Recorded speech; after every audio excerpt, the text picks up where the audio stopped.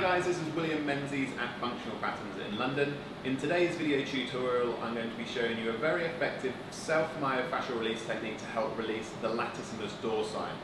We have a pair of latissimus dorsi, commonly known as the lats, and they are on the rear of our body, starting at the hip, travelling up and attaching to a couple of the spinal processes along the way, and as they come up under our armpit they insert onto the inside of our humerus.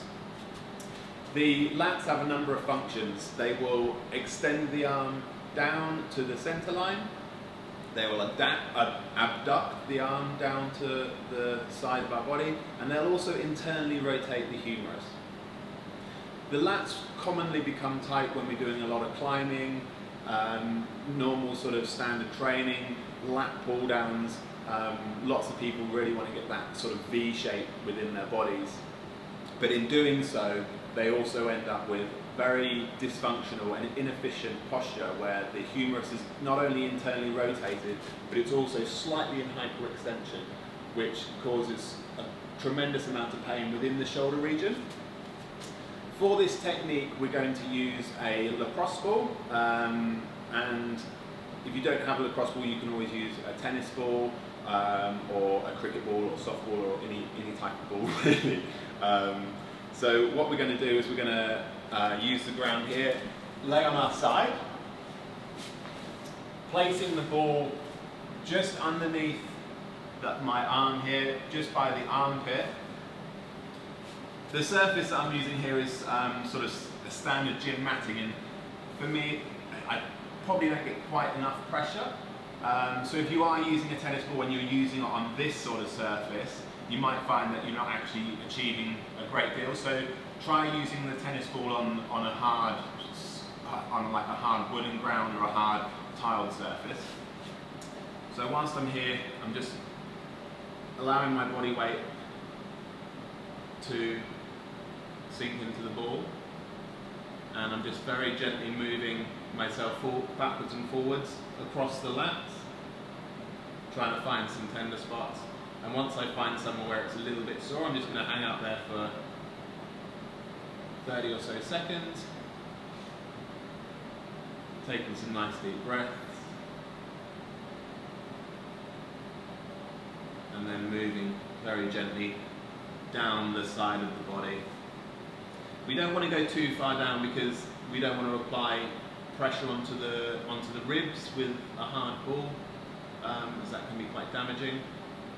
Make sure that your humerus, so the upper portion above the elbow, isn't internally rotated. We really want to have that externally rotated. Okay, so I'm going to move on to the other side. Again, laying myself down, placing the ball underneath the armpit to start with, straightening my legs out. Some people do find that they're unable to get their arm straight above their head. So if you find that you can't actually get into this position and you're ending up like this and there's no room for the ball, by all means put your arm in front of you a little bit and then place the ball under there.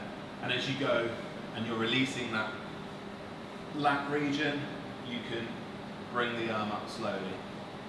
So again, I'm just moving back and forwards, relaxing my head down, taking some nice deep intentional breaths as we go, and just really allowing the ball to release that region. Okay, so we're going to take a break there. So not only do the lats